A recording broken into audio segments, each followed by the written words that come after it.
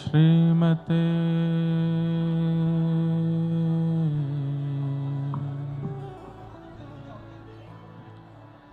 रामानुजाय नमः।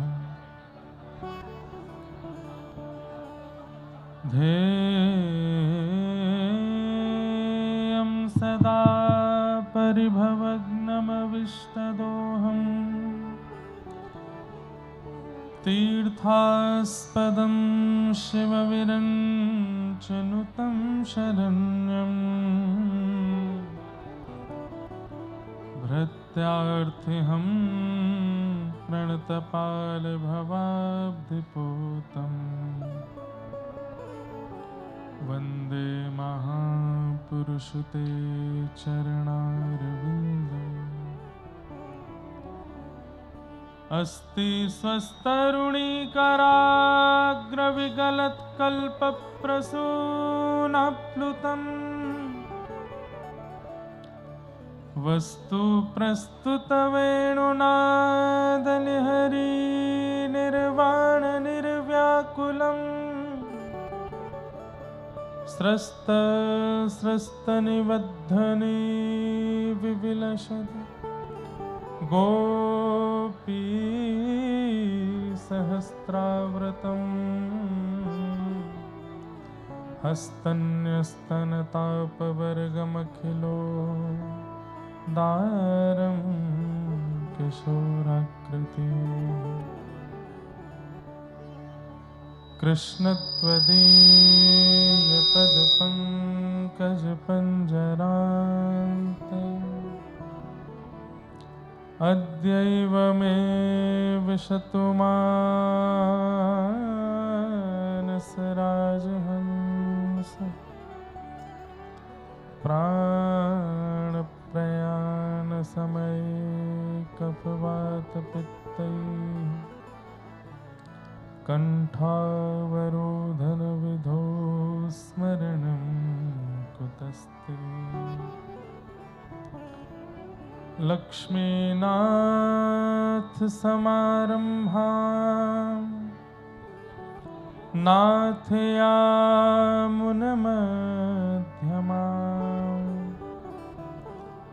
अस्मदाचार्यपर्यन्तां वन्दे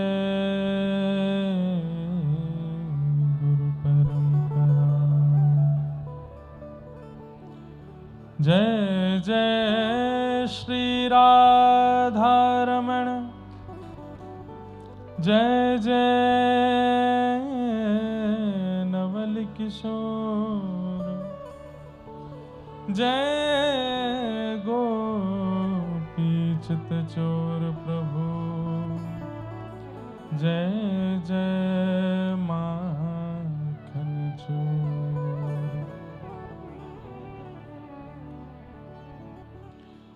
श्रीमन्नारायण नारायण नारायण श्रीमन्नारायण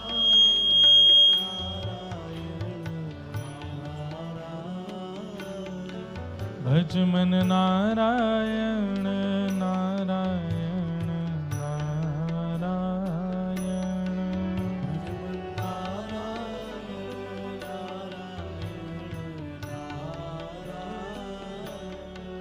श्रीमन्नारायण नारायण नारायण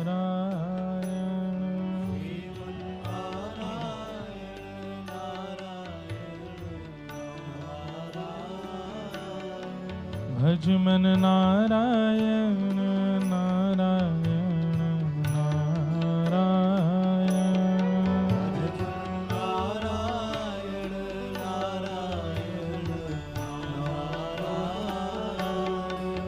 श्रीमन्नारायण नारायण नारायण श्रीमन्नारायण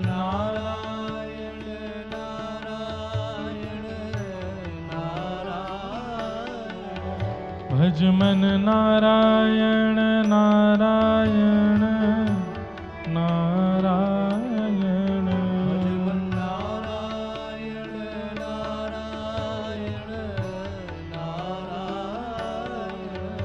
श्रीमन्नारायण नारायण नारायण श्रीमन्नारायण नारायण नारायण भज मन नारायण नारायण नारायण भज मन नारायण नारायण नारायण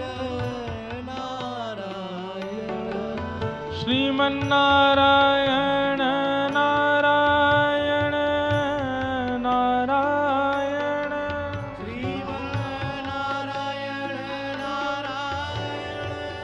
नारायण श्रीमन्नारायण नारायण नारायण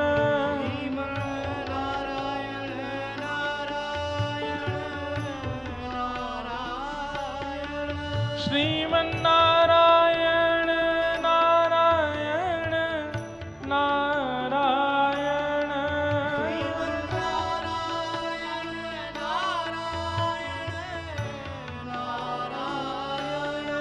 भज मन नारायण नारायण नारायण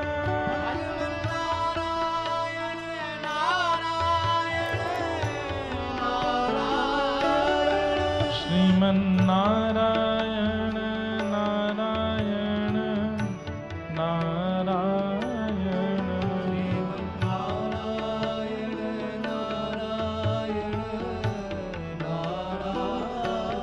भज मन नारायण नारायण नारायण भज मन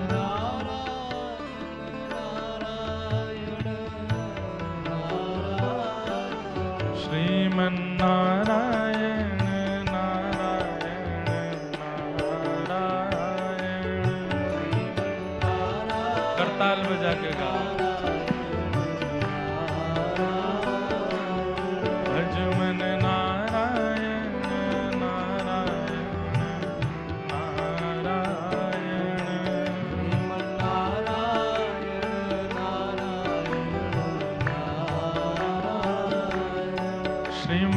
श्रीमन्नारायण नारायण नारायण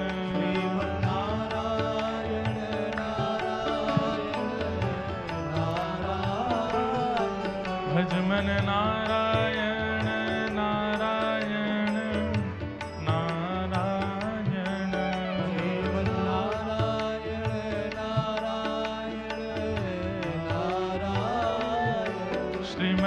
श्रीमन्नारायण नारायण नारायण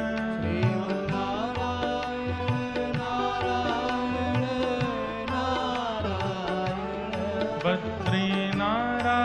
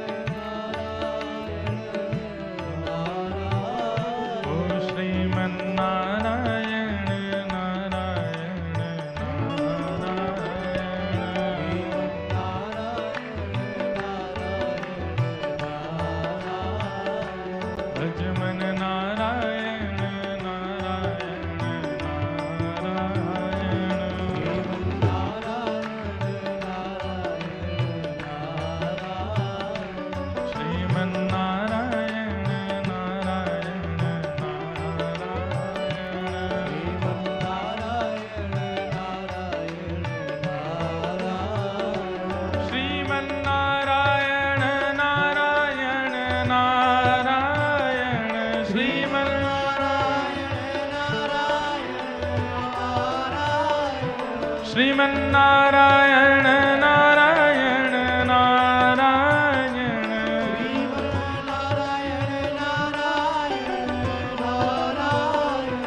मुक्ति नारायण नारायण नारायण मुक्ति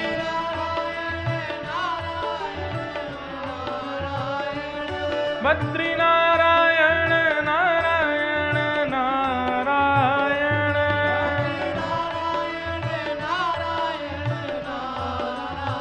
हो श्रीमन्नारायण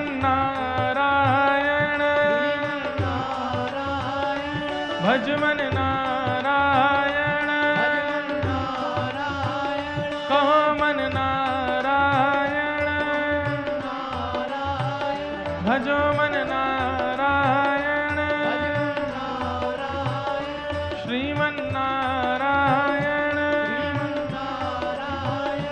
रंग नारायण तिरुपति नारायण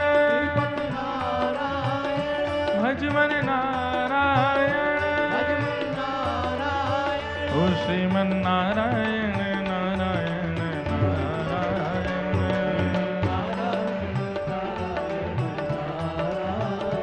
भजमन नारायण नारायण नारायण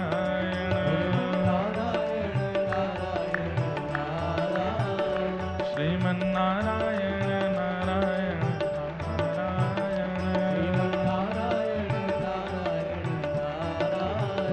श्रीमन्नारायण नारायण जय जय श्री राम जय जय श्री राम जय जय श्री राम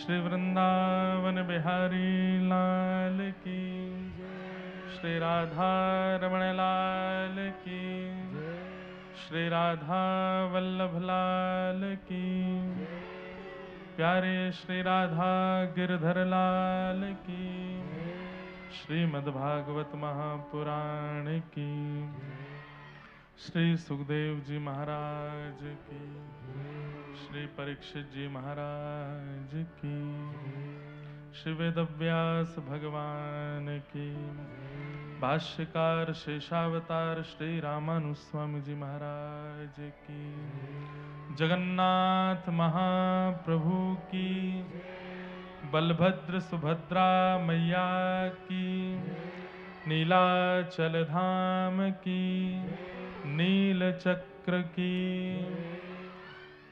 सब संतन की सब भक्तन की सब विप्रन की जय जय श्री राधे जय जय श्री राधे जय जय श्री राधे। परम पूजनीय प्रातः स्मरणीय श्री स्वामी जी महाराज की जय। परम मंगल में प्रात प्रखलेश्वर अकारण करुणा वरुणालय भक्त वांछा कल्पतरु तड़ित विनिंदित पीतांबरधारी श्री बालकृष्ण प्रभु की वांगमयी प्रतिमूर्ति हम आप सबके मध्य में विराजमान श्रीमद् भागवत महापुराण को बारंबार प्रणाम।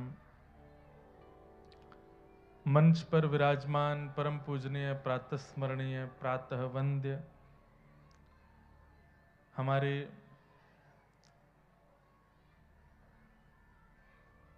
गुरु परंपरा के संवाहक एवं हमारे परम पूजनीय प्रातः स्मरणीय श्री दादा गुरुदेव उनके परम कृपा पात्र परम पूजनीय श्री स्वामी जी महाराज को बारंबार प्रणाम। जिनकी परम वात्सल्यमयी कृपा दृष्टि दास के ऊपर सदा बनी रहती है, ऐसे हमारे पूज्य महाराज जी जिनके पावन सानिध्य में और जिन्हीं के पावन सत्संकल्प से श्री रंगनाथ मंदिर कटनी के इस पावन प्रांगण में और श्री रंगनाथ प्रभु की पावन कृपा से ये कथा का क्रम हो रहा है। ऐसे पूज्य महाराज जी को पुनः पुनः प्रणाम। मंच पर विराजमान समस्त विप्रवृंद, सन्मुख विराजमान समस्त विप्रवृंद, सन्मुख विराजमान समस्त ब्रह्मचारी वृंद और समस्त गंधर्वजन, आप सभी कटनी निवासी सब श्रोता भाई बंधु मातृशक्ति, सबको जय श्री कृष्ण, जय श्री कृष्ण, जय सिया राम, जय सिया राम, जय श्रीमन नारायण, जय श्रीमन्नारायण, जय जय श्री राधे। जय श्री राधे। ठाकुर जी की परम कृपा। संभवतः ऐसा हो नहीं पाता है कि एक ही वर्ष में और कुछ ही महीनों में एक ही शहर में 2 बार आने का अवसर मिले, और ये अवसर मिला है कटनी आने के लिए। 3 दिवसीय पूर्व एक सत्र हुआ भक्त चरित्र का, जिसमें हमने बड़े आनंद के साथ भक्त चरित्र सुने थे। और उसके बाद अब यह अवसर प्राप्त हुआ है कि पूज्य स्वामी जी के पावन सानिध्य में, रंगनाथ मंदिर के पावन प्रांगण में हम आप सब लोग कटनी में अब 7 दिन तक श्रीमद् भागवत की मधुरतम कथा का श्रवण लाभ प्राप्त करेंगे।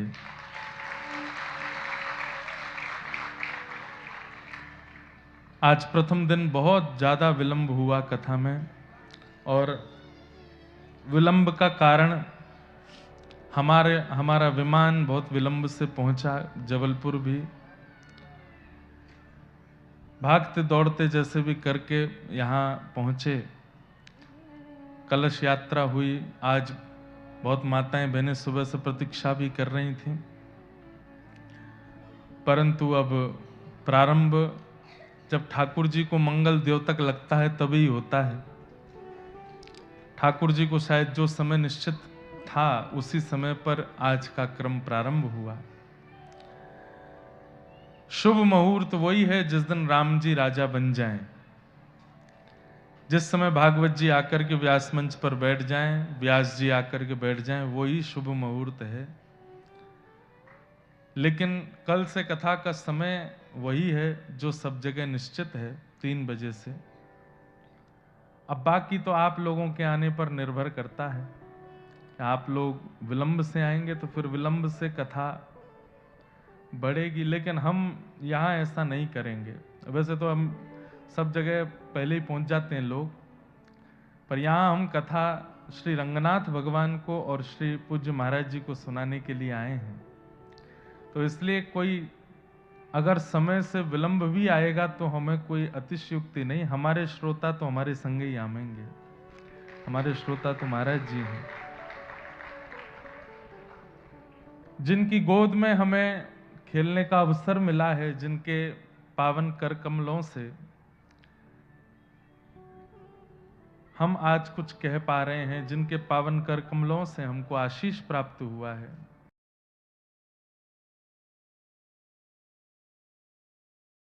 में स्वप्न में भी वही चित्रण दिखाई दे जो कथा में अनुभव किया था। आपको मोबाइल फोन में फोटो वीडियो, आजकल हम इससे बहुत परेशान हो गए फोन से, क्योंकि हमको जहां भी लोग मिल जाते हैं बिना फोटो खिंचाए छोड़ते नहीं, और फोटो खींचने के चक्कर में कोई कंधा पे हाथ धर देता है, कोई यहाँ पकड़ लेता है, कोई खींच लेता है, बोले खड़े एक फोटो खिंचवा के जाओ महाराज जी। हमको लगता है कि बिना फोटो के हमारी कोई वैल्यू ही नहीं है। अरे तो मिले हो, 2 शब्द कुछ बात कर लो, अच्छी कोई चर्चा कर लो। तो इसलिए हमारी प्रार्थना, ये 5 नियमों का पालन कीजिएगा। आसन संग लेकर के आइएगा, मौन धारण करिएगा, एक आसन पर बैठिएगा, कुछ खाए पिए बिना कथा श्रवण कीजिएगा, और बिना मोबाइल के प्रयोग के कथा श्रवण कीजिएगा। और 6वां एक नियम और है, सोइएगा मत कथा में आके, क्योंकि ये बहुत सहजता है। संपूर्ण व्यवस्था होने के बाद में भी घर पर व्यक्ति को नींद नहीं आती बिना दवाई लिए, पर कथा का प्रांगण ऐसा है लेकिन हम तो बहुत बहुत क्या बोलते हैं, स्ट्रिक्ट तो नहीं है, लेकिन ऐसे वक्त है कि कोई सोता दिख जाता है तो बगल वाले को इशारा कर देते हैं, कौन ही मारो इसको, उठाओ। और एक और बात, अगर कोई आपको सोता दिख जाए और कहीं आपको वो दिख जाए और आप जाकर के उसको उठा देते हैं, तो आपको उसको उठाने का भी पुण्य प्राप्त होगा कि चलो आप कथा में किसी को सोने नहीं दे रहे हैं। क्योंकि कुछ अराजक तत्व ऐसे भी हैं, उनको कथा में ही नींद आती है, तो उससे बचिएगा। तो बाकी ये सब नियम है। अब अंत में एक बात कह दें, नियम पालन करो चाहे मत करो, पर कथा सुनो, कैसे भी सुनो। 3 बार भोजन करके सुनो, लेट के सुनो, पढ़ के सुनो। अंतिम बात यही है, कथा श्रवण होनी चाहिए, कथा चित्त में आनी चाहिए। चर्चाएं तो बहुत हैं, भूमिका बहुत है। महाप्रभु जी, चैतन्य महाप्रभु, श्री नित्यानंद महाप्रभु, आज जिनका प्राकट्य दिवस भी है, जिन्होंने महाप्रभु श्री जगन्नाथ जी का खूब यश गाया। और क्योंकि महाराज जी बैठे हैं तो ये बात भी एक निश्चित है कि श्री जगन्नाथ जी की सुंदर सुंदर लीला कथाएं अगर कटनी की कथा में आती रहें तो आप लोग इस पर संशय मत कीजिएगा, क्योंकि महाराज जी बैठे हैं तो श्री जगन्नाथ जी का कोई ना कोई भाव तो मंच से होगा ही होगा। जगन्नाथ जी के चरित्र, जगन्नाथ जी की कथा, जगन्नाथ जी की लीलाएं, हमारे भाष्यकार रामानुज स्वामी जी के चरित्र और महाप्रभु श्री जगन्नाथ जी का सुंदर लीला अनुकरण, ये कथा के बीच में होता रहेगा। पर आज नहीं होगा, आज हम केवल महात्मा की चर्चा करेंगे। कल से हम, और जगह तो ऐसा कहते हैं कि आपको कथा सुनते सुनते ऐसा लगेगा कि आप कलकत्ता में नहीं हो, आप बंबई में नहीं हो, आप मध्य प्रदेश में नहीं हो, आप कटनी में नहीं हो। आपको थोड़ी देर में ऐसा लगने लगेगा आप वृंदावन में हो। लेकिन मैं यहां की कथा में यह कह सकता हूं कि कटनी में शायद आपको ऐसा लग सकता है कि आप जगन्नाथपुरी में हो, आप महाप्रभु जी की सन्निधि में हो। और इसमें पूर्ण योगदान इसीलिए क्योंकि महाराज जी बैठे। आपका हम स्पष्ट नाम उच्चारण नहीं करेंगे, करना भी नहीं चाहिए, आचार्यों का नाम नहीं बोलना चाहिए, पर हमारे पूज्य पुरी वाले महाराज जी, जीयर स्वामी मठ वाले पूज्य महाराज जी, बचपन से हमने आपको पुरी में ही देखा है। और हम आपको जब देखते हैं तो ऐसा ही लगता है कि तीर्थी कुर्वन्ति तीर्थानि। श्रीमद् भागवत जी में लिखा है कि तीर्थी जो होते हैं वो भ्रमण करते करते सामान्य स्थानों को भी तीर्थ बना देते हैं। तो कहीं ना कहीं आप इस बात को अन्यथा ना लेकर के मान सकते हैं कि पूज्य महाराज जी के रूप में संपूर्ण नीलाचल धाम ही मंच पर विराजमान है। तो महाप्रभु जी का स्मरण तो बनेगा, खूब भाव से बनेगा। तो जगन्नाथ जी के खूब सुंदर चरित्र सुनेंगे।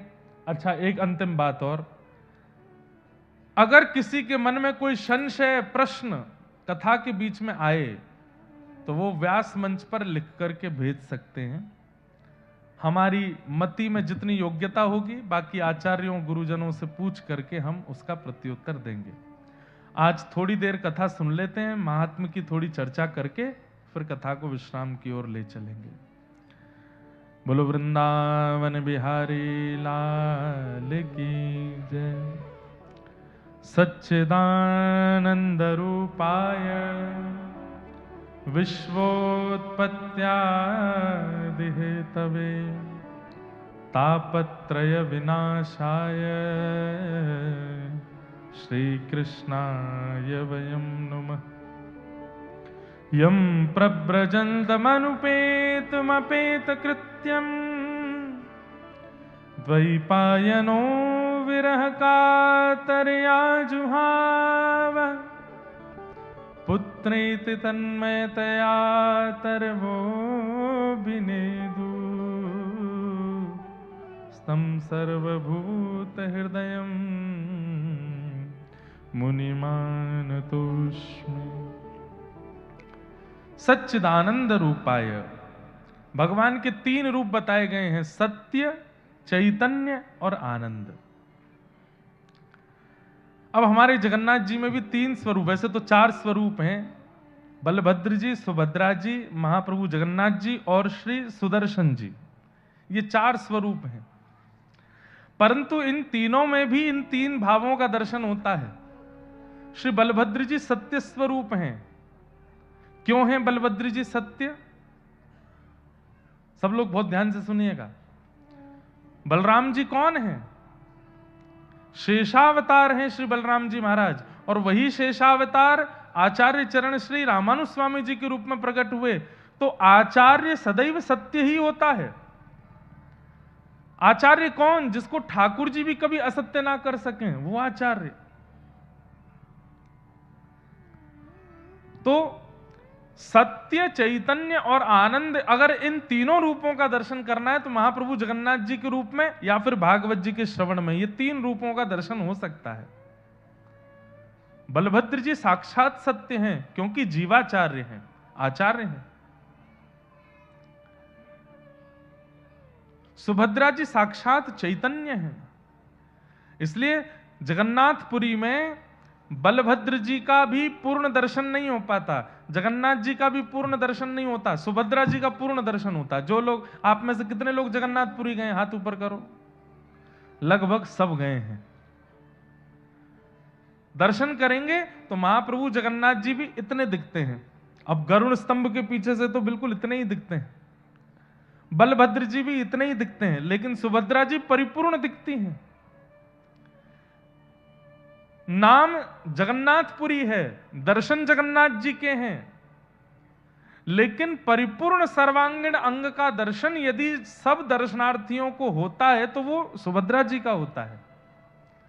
तो ये बात अगर कह दें तो इसमें कोई अतिशयोक्ति नहीं कि सुभद्रा जी का दर्शन ही प्रमाणित दर्शन है महाप्रभु जगन्नाथ जी के सुंदर मंदिर में, क्योंकि उन्हीं का ही परिपूर्ण दर्शन होता है, वही चैतन्य है।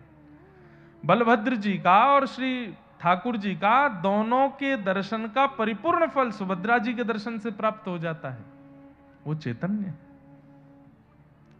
सत्य स्वरूप श्री बलभद्र जी हैं, चैतन्य स्वरूप सुभद्रा जी हैं, और आनंद कंद स्वरूप महाप्रभु जगन्नाथ जी हैं। सच्चिदानंद रूपाय।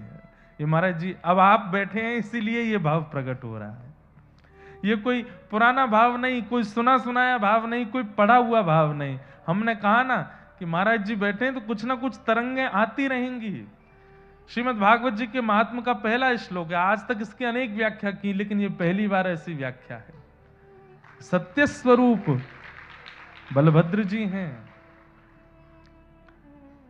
चैतन्य स्वरूपा श्री सुभद्रा जी हैं, और आनंद स्वरूप महाप्रभु जगन्नाथ है।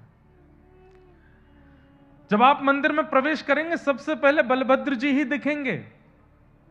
अगर नियमित रूप से दर्शन करें, देखते हुए मंदिर में प्रवेश करेंगे तो सबसे पहले बलभद्र जी, उनको देखते ही चित्त में सत्य का उदय होता है।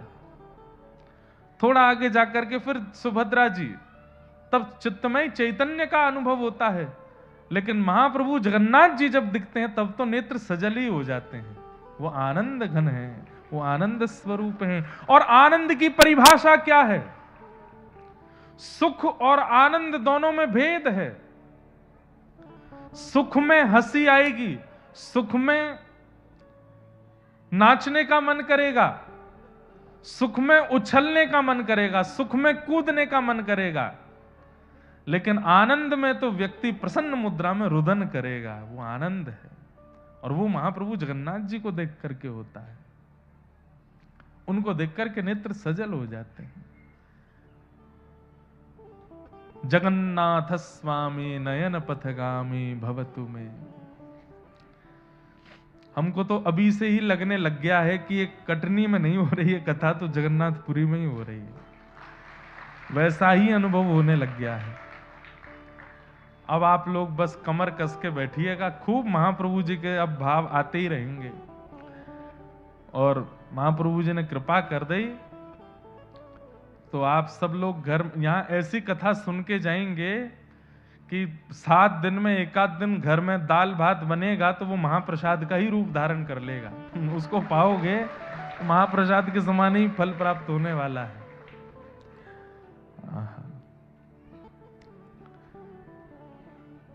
विश्वोत्पत्त्यादि हेतवे, विश्व की उत्पत्ति करना, पालन करना और संहार करना। अब यहां पर भी तीनों की क्रिया दिखाई देती है। महाप्रभु जगन्नाथ जी, अभी तक हम लोग बलभद्र जी, सुभद्रा जी, जगन्नाथ जी ऐसे सुन रहे थे।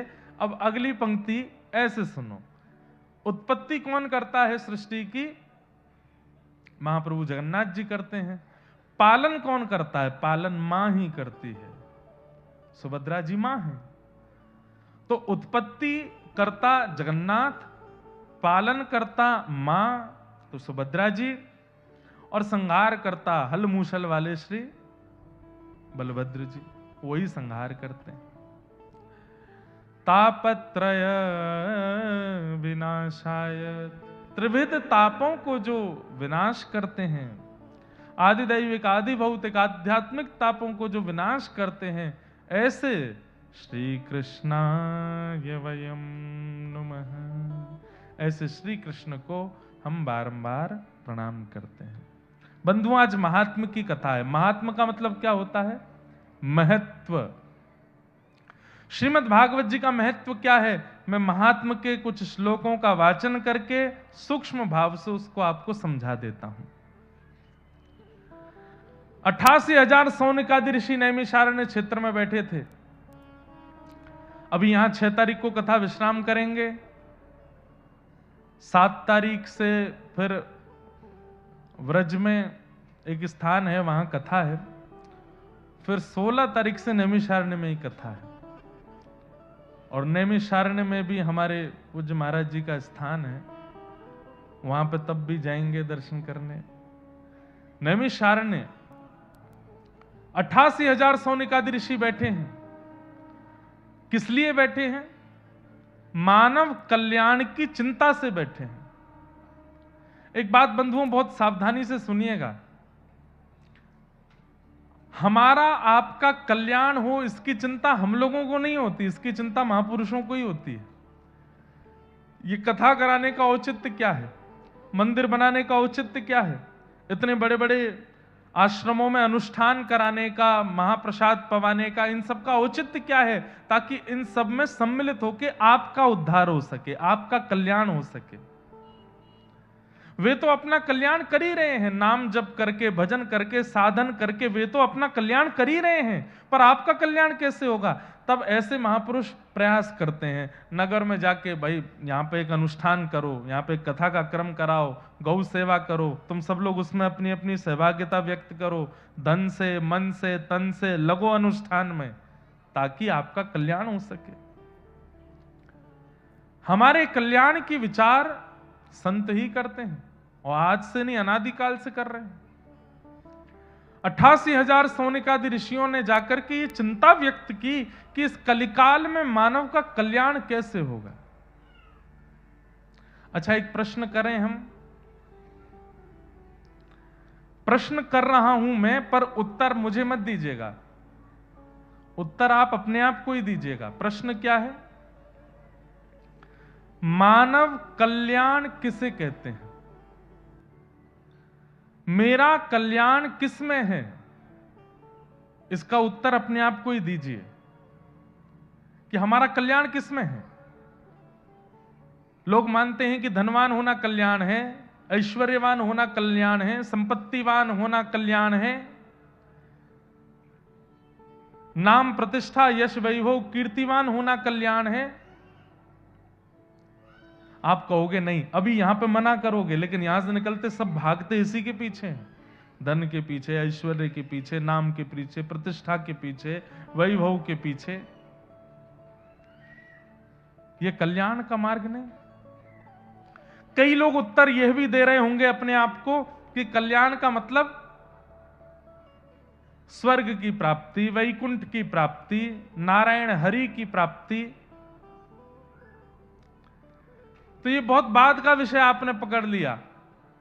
अभी जीवित अवस्था में अगर मैं कह दूं कि कल के कल आपका कल्याण होना चाहिए, तो उस कल्याण को आप किस रूप में लोगे?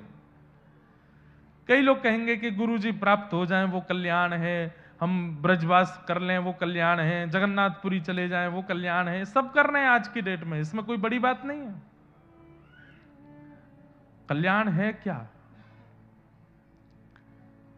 हमारा मन ठाकुर जी का स्मरण करे, ये सामान्य बात हो गई है। आजकल सब लोग ठाकुर जी का स्मरण करते हैं, पर हमारी किसी क्रिया, हमारे किसी विचार और हमारे स्वभाव से प्रसन्न होके ठाकुर जी हमारा स्मरण करें, ये हमारा कल्याण है, ये हमारा कल्याण है। मेरा सुमिरन हरि करें।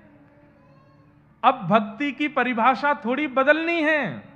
मैं हरि का सुमिरन करूं, ये तो बहुत समय से चला आया है, पर भक्ति ऐसी हो कि मेरा सुमिरन हरि करें, मेरा स्मरण ठाकुर जी कर रहे हैं। महाप्रभु जगन्नाथ जी के परम भक्त हुए श्री माधवदास जी महाराज,